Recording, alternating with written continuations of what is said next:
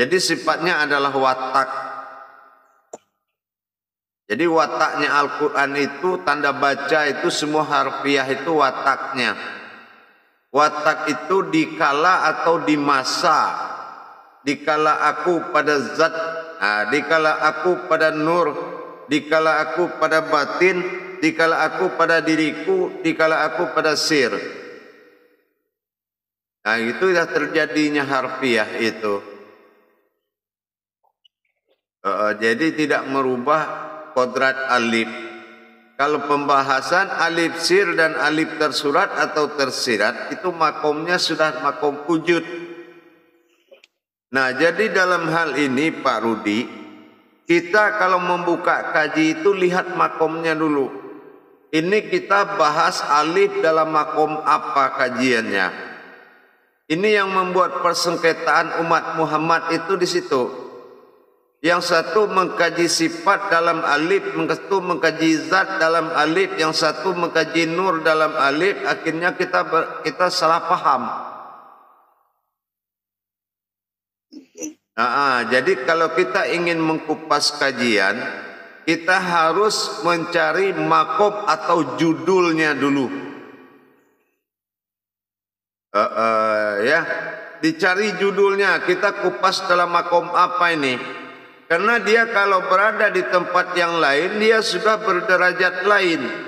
Maka dikatakan oleh Allah, aku di atas kedudukan umatku. Sebatas kedudukan umatku atau dalam prasangka umatku. Prasangka ini yang dikatakan harfiah. Umpamanya kita mengatakan la maujudun illallah. Berarti dalam kaji diri tidak ada yang wujud selain Allah. Terus kita ingin menghilang la maujudun illallah, ilah bertemu dengan Allah. Wujud hilang, juga ilmu hilang-hilang. Tergantung makomnya. Ini mau digeser ke makom mana? Nah gitu. Ya tidak ada lagi yang wujud. Ya kan? Nah, kita perdalam lagi la wujud, ya, la wujud illah Allah. Nah, coba bayangkan kalau sudah wujud illah pada Allah, bagaimana tuh? Makanya kembali ke makom daripada pembahasannya. Paham, Pak Rudi? Insyaallah, Buya. Terima kasih. Assalamualaikum. Umpamanya kita membahas mengenai sholat alif lam lam ha di mana Buya? Nah nanti sirnya tidak ada sirnya. Kalau alif lam lam ha ya kodrat yang dinamakan husna, kodrat yang dinamakan ihsan. Nah kan gitu. Dicari nama ketemu diri, dicari diri baru ketemu Tuhan. Jangan dipikir kita mengkaji tulisan Allah ketemu Tuhan, gak bakal. Dijamin deh. Kalau istilah Betawi dijamin dah kan gitu.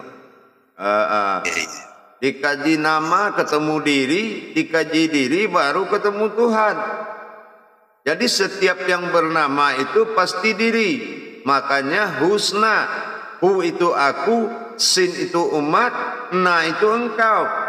Aku pada keakuan pada umat, itu yang husna. Husna atau dikatakan ilmu nahu kalau dulu ya orang tua kita berilmu dulu, ilmu nahu nih katanya gitu ya, antara na dengan sama-sama aku. Nah, kan gitu. Itulah asmaul husna. Nah gitu. Jadi tidak ada pencarian wujud huruf itu akan mendapatkan Tuhan, itu tidak ada. 30 juz itu tidak ada huruf yang bisa digiring mencari Tuhan kecuali diri. Kalau diri yang dibahas, Tuhan itu adalah wujud aslinya.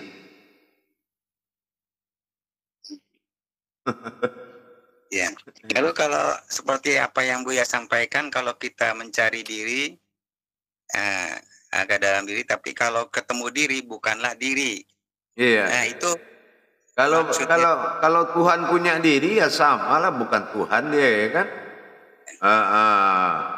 Nanti kita akan ketemu sesuatu yang berdiri. Satu yang berdiri memiliki dua kodrat melihat dan menyaksikan. Ada penglihatan Tuhan di dirinya, ada penglihatan umat di dirinya. Tinggal kita mau tahu siapa itu yang berdiri. Kalau diri sudah selesai, yang berdiri lagi yang mau dicari ini. Siapa yang melihat dan siapa yang menyaksikan. Karena umat itu dalam satu kodrat. Makanya dikatakan kodrat Allah, kodratnya aku, kodratnya Allah sendirinya. Bukan banyak dirinya, kan gitu. Iya, iya, Buya. Ya, terima kasih Buya. Insya Allah. Ya. Baik Buya, terima kasih. Assalamualaikum warahmatullahi wabarakatuh Buya. Waalaikumsalam warahmatullahi wabarakatuh.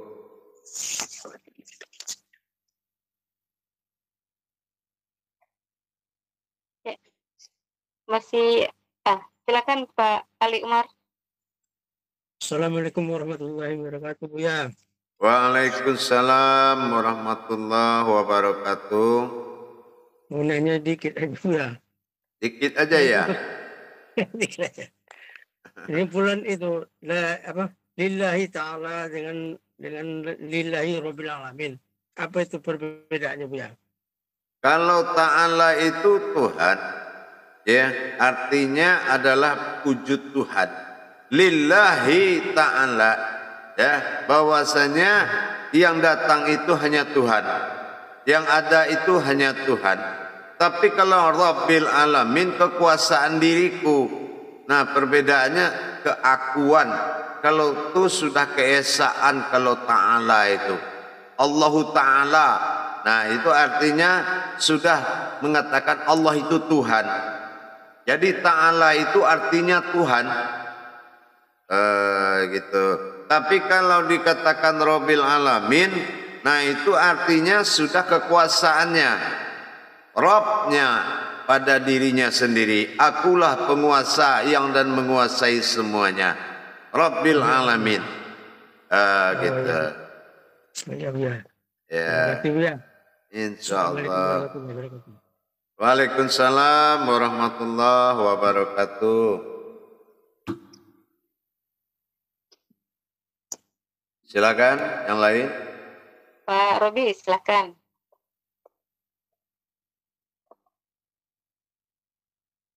Suaranya, Robi, suaranya. Assalamualaikum warahmatullahi wabarakatuh Buya. Waalaikumsalam warahmatullahi wabarakatuh. Ini yang saya mau tanyakan sedikit Buya. Dalam sholat itu kan kita berayat, membaca ayat itu.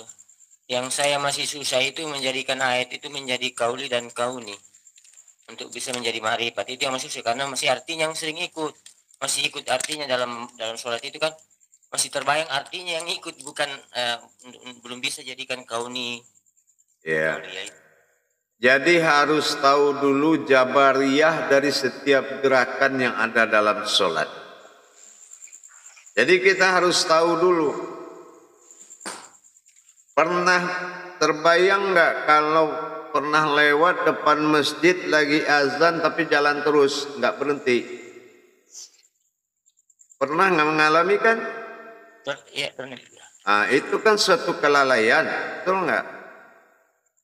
Nah, seperti itulah kasah pada subhana rabbil azimi wa bihamdi di kala ruku pertama, namanya kasah.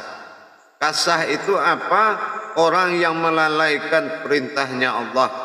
Ya, maka kita minta disucikan dan diampunkan diri kita dari sifat kelalaian kita. Begitu kita melihat, kita perlihatkan kepada Allah bagaimana kita acuh tak acuh di saat azan itu berkumandang. Subhana rabbil azimi wa bihamdi. Makanya semuanya akan diungkap rahasianya. Ya, nah, itu salah satu contoh seperti itu.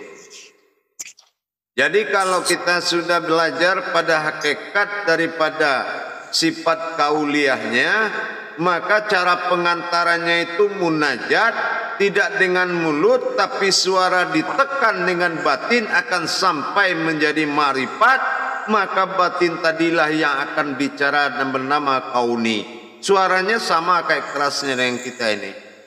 Nanti itu belajar, ya. Mentang-mentang saya buka di YouTube tidak langsung bisa itu, ya. Memang harus belajar, ya. Jadi jangan nekat gitu, ya, jangan nekat. Tapi beriktikadlah dengan niat yang bagus.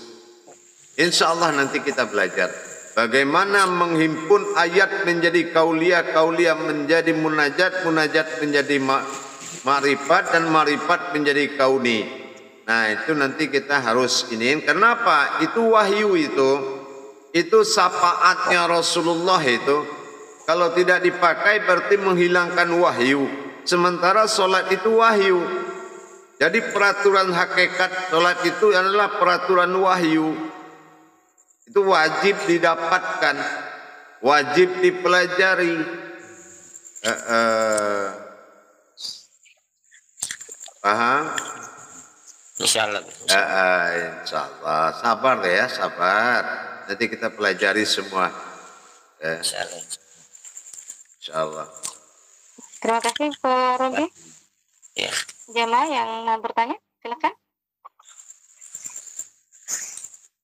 Silakan Pak Darman bertanya. Kalau enggak bertanya itu saya lihat dari jauh mirip patung Buddha. Duduk aja. Ini orang Buddha diajar orang Islam ini. Gitu. Assalamualaikum warahmatullahi wabarakatuh. Ya. Waalaikumsalam warahmatullahi wabarakatuh. Yang saya mau tanyakan sini Buya, pada saat kita sholat itu kita takbiratul ihram itu. Di situ kan ada 3 hakikat yang Buya pernah sampaikan di YouTube-nya. Di situ ada pandangan. Kapan kita pandangan itu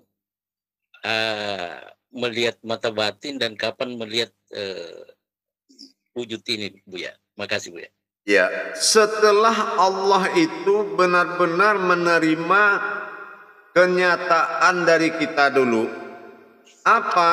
Kita mendirikan hakikat pada kodrat Allah dalam diri, barulah ada dasarnya dia melihat, disitulah kita mendapatkan pensaksian.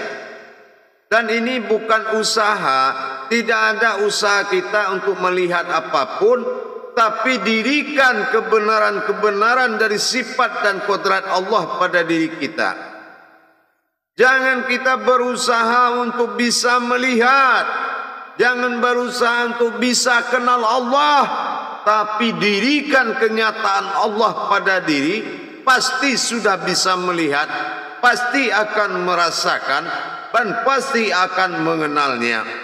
Tapi kalau kodrat kita masih kodrat yang bersekutu dengannya, apapun ma'rifat kita, kita ini tidak ada punya ma'rifat. Ma'rifat itu sudah ada kodratnya. Tinggal lagi kita memanggil kodratnya dan memasangkan pada sifat ainul basirah kita, barulah dia bisa dibuka.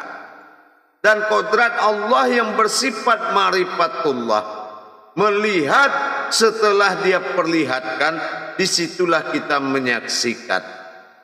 Jadi kapan kita bisa melihat? Setelah Allah melihatkan. Makanya kita diperintahkan pada realnya berdiri dalam ajaran kodratnya yang tidak bersekutu dengan dirinya. Kalau sudah itu dasar-dasar persyaratan yang diminta oleh Allah, maka dia akan terbuka sendirinya. Insya Allah. Dia akan terbuka sendirinya. Tidak perlu capek-capek. Yang penting, apakah memang yang berdiri ini sudah hakikatnya? Apakah yang berdiri ini sudah panafilahnya? Apakah sudah ada kodrat-kodrat dia semua? Makom-makom kiblatnya sudah selesai? Dan bagaimana pengetahuanmu tentang sejarah kamu bertuhan kepada Allah? Sudah punya sejarah 1 menit belum? Belum Buya. Nah, kenapa bertuhan kepada Allah? Karena dilihat orang semuanya ke situ ya. Nah, itulah. Ya, bagaimana kita jatuh hati kalau kita tidak tahu bagaimana pergelutan usuluddin itu sampai-sampai terjadinya umat dan Tuhan tadi. Bagaimana kita mencintai sesuatu yang tanpa kita mengawali dengan pengenalan? Kan begitu? Iya, iya. Jadi kalau dikatakan awaludin marifatullah, itu awal agama sudah berasma dia dengan dipanggil Allah. Tapi awal diri adalah Tuhan, ilah dalam sebutan, kodrat pada wahid, pada dalam sifat, tunggal dalam bahasa. Nah itu baru mana yang Tuhan. Ilahin nas, qul a'udzu birabbin nas, malikin nas, ilahin nas. Ilah innas itu yang mana? Jangan Allah ke Allah yang dicari, itu namanya mencari diri dalam diri. Kenapa? Itulah yang dikatakan asmanya. Asma Allah itu ya wujud manusia. Ya, husnanya wujud rohaninya manusia. Tapi yang awalul wajibin alal insani huwamai fifatul illahi bi istigoni, adalah yang pertama-tama yang wajib bagi insan itu adalah mengenal Tuhannya. Mana yang insan bertuhan dalam diri itu? Betul enggak? Iya, iya. Nah, itu dulu ya. Kalau sudah tahu mana insan yang bertuhan, mana insan yang berdunia, insya Allah. Nah, makanya tahap sekarang ini kita membuat suatu perkenalan, wawasan dalam tingkat syariat sampai pada makrifat dalam makom tauhid tasawuf. Insya Allah dalam makom tarekat, dalam makom hakikat. Nah, nanti kita lihat pemahaman jamaah itu. Kalau pemahamannya itu memang sudah mengarah kepada tauhid, pelan-pelan kita akan memperdalam ketingkatan ma'rifatnya. Tapi jangan juga jamaah itu mencampur adukan pengalaman kebatinan dengan orang lain dengan pemahaman tauhid di jalan Allah. Jangan disama-samakan pemahamannya. Pemahaman orang disamakan dengan pemahaman Allah. Mana bisa pengalaman dengan guru-guru disamakan dengan pengalaman di jalan tauhid? Enggak bakal ketemu ceritanya. Pura-pura bertanya tapi mengimbang-imbangkan dari pengalaman yang lama. Berarti itu belum sami'na wa ta'na, belum menyerah dengan seutuhnya. Ibarat memangkas rambut, nah itu belum ikhlas, belum duduk di kursi pangkasnya. Dia beda. Kalau sudah kita dawamu zikri, wa'ala dawamu lisan.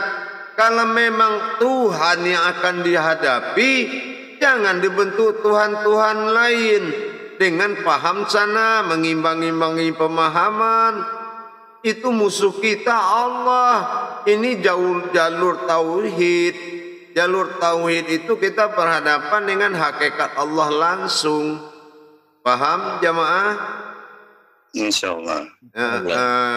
Jangan mengimbang-imbang. Kalau umpamanya ente lebih dari saya, nggak mungkin Allah pertemukan kita. Itu aja. Nanti kalau dibahas kan jadi nggak enak. Nah, mumpung hati saya menerima, janganlah main sulap lagi. Ya, udah kita benar-benar satu wujud, satu wujud untuk mencapai Tuhan kita. Gitu saja. Saya nggak mau juga cerita guru saya siapa. Yang penting sekarang ini kita berada di jalan tauhid ilahiyah. Bagaimana kita sama-sama belajar sampai menuju pertemuan dengan wujud Tuhan yang ilahi nas. Jangan kita terlena dalam senandung dalam makom awaludin. Kalau senandung dalam makom awaludin itu indahnya melebihi bulan purnama. Sibuknya kita melebihi daripada menghitung pasir di pinggir pantai. Nah, itulah senandungnya agama. Tapi ingat dulu, yang mau beragama itu siapa? Mana ada agama berfungsi kalau kita tidak mengenal diri dan Tuhan kita. Yang kedua, dalam kita belajar ilmu tauhid, jauhi dari prasangka, menduga-menduga. Menurut saya, ini yang celaka 12-nya. Kalau memang dasar kita menuntut ilmu itu sungguh-sungguh, setitik pun yang diberikan guru, kita mampu menghargai selaut.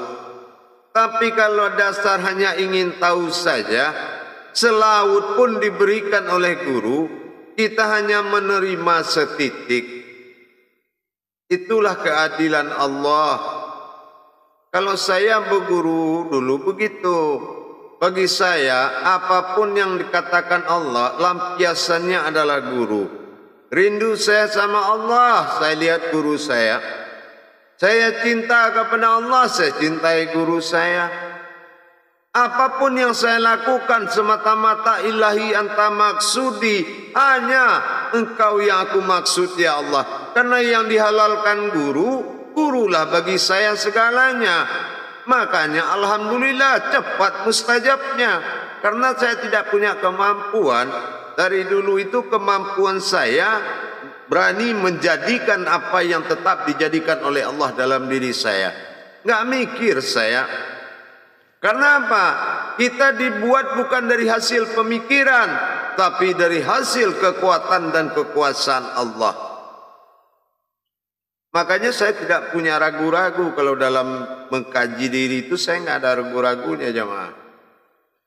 Meskipun baru tadi pagi saya dapat berita dan kaji, malamnya harus berhadapan dengan seekor harimau, saya hadapi. Hati saya mati kalau masalah ini tidak ada tawar-tawaran kehidupan lain buat saya. Nah, inilah yang dicari oleh Allah. Ini yang dicari. Jangan kita berpihak kepada yang membuat hati kita lemah, yaitu sifat-sifat kita yang membuat hati kita lemah. Gimana ya? Kayak Allah aja yang butuh kita. Gimana ya cara mengimaninya ya? Itu kan udah parah itu. Ya kan? Kalau sudah dikatakan nurani, rohani, rabbani, jadi. Nah, usah banyak cerita. Nah, usah banyak mikir. Kalau lebih mikir sekolah. Nah, makanya jadi gitu. Apa maunya sini? Nah, itu yang jadi. Kalau sudah berdiri dalam kodrat tidak berurat, tidak berdarah itu, tidak ada lagi pertimbangan.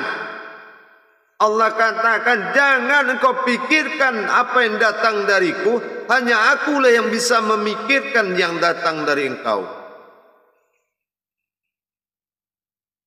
Terima dengan nyawa, jadikan kehidupan. Hidupnya wujud ilmu, maujudnya berupa Adam. Ilmu itu al-ilmu. Allah bernama ilmu. Kalau ilmu sudah menzohir, inilah dia. Jasad ini, inilah yang dikatakan kodrat iradat ilmu. Kodrat pada batin wa iradat pada zat rohaninya Muhammad dan ilmu maujudnya Adam pada diri. Itulah yang dikatakan kodrat iradat ilmu. Dan mulai Adam, Allah dan Muhammad berbicara. Nah, disinilah kodrat iradat ilmu. Mulai dia mendengar sama, mulai dia melihat basar, ayat kalam, mulai dia bicara. Nah, siapa? sama basar kalam hayat sampai mulai dia hidup, itulah kodrat yang diiradatkan jadi ilmu. Nah, langsungkan satu kalimat. Nah, sudah bicara kita ini, yang bicara siapa? Itulah kodrat yang tadi. Kodrat yang diiradatkan jadi ilmu, itulah mewujudnya bersifat bernama Allah. Yang menjadikan siapa? Itulah wujud wahil tunggat ba'da di dalam diri. Cepat menarik kesimpulan, jadikan langsung. Paham jemaah? Insyaallah. Gitu.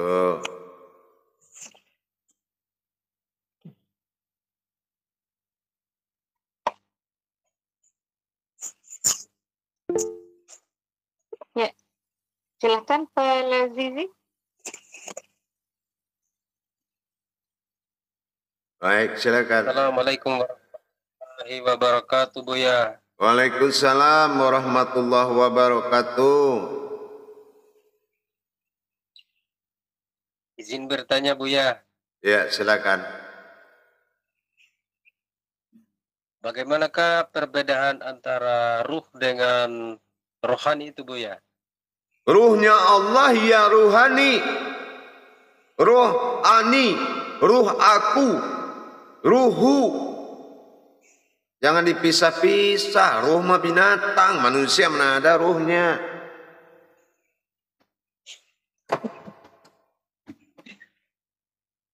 Ya. Jangan menjabarkan kodrat manusia itu melebih rendah lagi. Jasad kan hidup karena ruh, ruh terjadi karena nur, nur terjadi karena zat, zat terjadi karena batin, batin terjadi karena sir, sir ada karena wujud. Ruh itu hayat. Ruh yang dimaksud di jalan Allah bukanlah ruh nafas, tapi ruhani. Ruhaniyata dari jasad, ruhani bagi diri. Paham? Insyaallah, Buya. Jadi begitu. Jadi nanti jangan dikaji lagi sifat jasad, kodratnya alam. 9 ruh berdiri dalam jasad. 9 dikaji bertahun-tahun. 1 aja rohani aja nggak tahu-tahu. Ya kan? Betul enggak? Ruh ridopi ini semua dikaji. Ya Allah. Yang tidak ada kodrat Allah aja yang dikaji. Itu senang itu kita sebanyakan orang. Tapi rohani, roh, ani itu dalam bahasa keakuan kalau Allah memanggil diri dia. Inani anallah. Nah itu periksa surat Taha ayat 14. Iya begitu enggak dia ngakuin namanya dia? Inani anallah, sesungguhnya aku adalah Allah. Nah ruhani, ini ruhnya aku. Mana ruhnya aku? Itu yang ditiupkan sebagai utusan. Siapa? Rasul Allah. Itulah Rasul Allah. Roh yang diutus oleh Allah. Nah masih aja nyangkut dia. Kalau Muhammad itu kodrat. Itu kodratnya. Paham? Insyaallah, Buya. Insyaallah. Iya.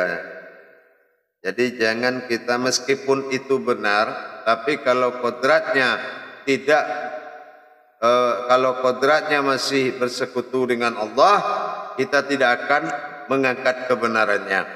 Tapi yang benar itu adalah telunjuk kembali kepada telunjuk. Ya. Nah, yang membedakan hanya kiri dan kanan. Paham? Nah, siapa kiri kanan? Itu yang satu yang disembah, satu yang menyembah.